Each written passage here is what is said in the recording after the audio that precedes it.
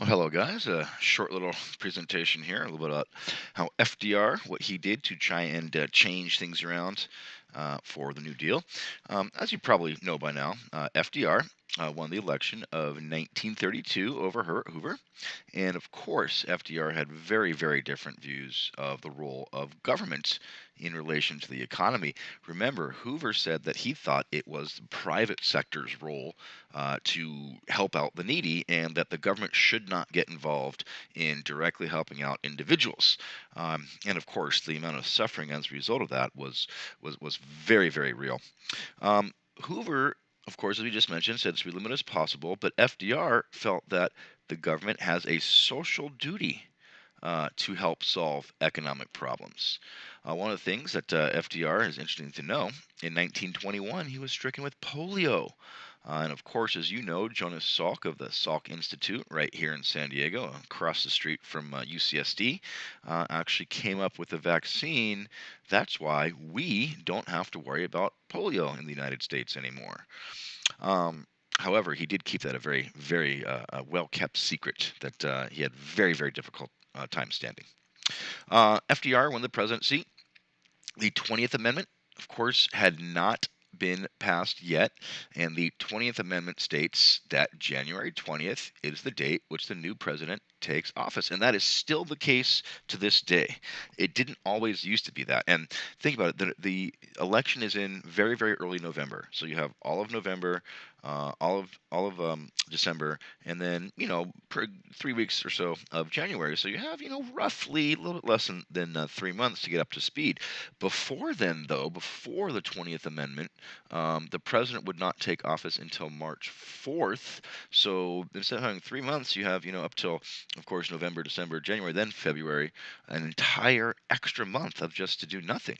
And in the interim, the old president, who's still in office but about to leave and just sitting there for months, was considered a lame duck. And that means someone with no power, and especially when the economic crisis is going on, and you just have a president who is just waiting to leave office for months, it seems kind of wasteful.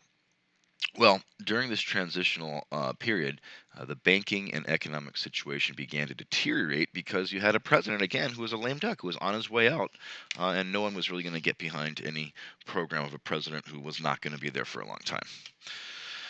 Now, there were a lot of relief programs. I know I had you look at a few of them on Friday. And the interesting thing is that the vast majority of these new programs actually adopted some of Hoover's philosophy of self help by emphasizing work relief. And that would be providing jobs with a decent wage as opposed to just getting money. Now, why didn't Hoover do this? Well, that's a very good question. He said he was not for just giving out money, but if someone's working, then obviously they're not just giving money; they're actually working for it. And believe it or not, at least at this time, I know these days it really doesn't seem like this is the case. But back then, people wanted to work. They didn't want to be what they called a leaner. Someone who leans on someone else. They wanted to, pull their own weight. And just having the government giving you money was an embarrassment. People were embarrassed about that. They felt that it reflected very poorly on them and their inability to provide for their own family. And so people really did want to work.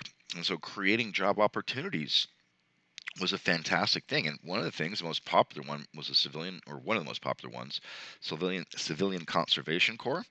And what it did is it paid unmarried young men $1 a day to do hard labor, and building dams, reservoirs, trails, and 2.5 million people were employed.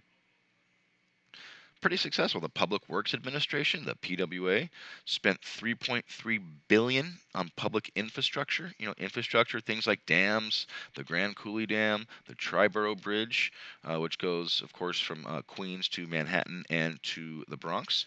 Hundreds of public buildings. And the thing is, like, well, where do we get this money from? Because we're in a depression, right? Well, they were paid for with deficit spending. And deficit spending is when the government spends more money than it takes in.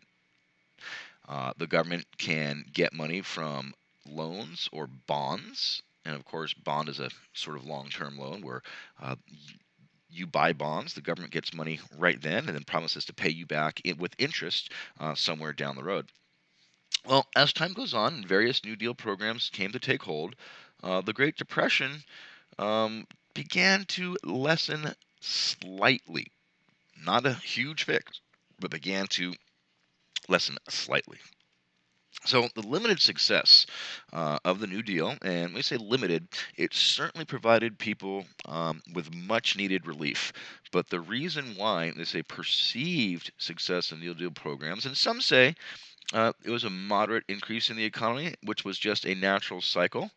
There are also those who said, look, even though this is working, maybe it's part of the natural cycle, maybe not, we don't know. But there were some people who opposed the New Deal for different reasons.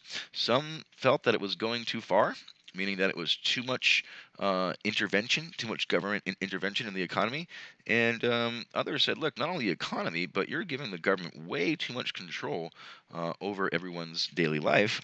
And that's why we will see tomorrow about some people and organizations that oppose the New Deal. That's it for today. Thank you.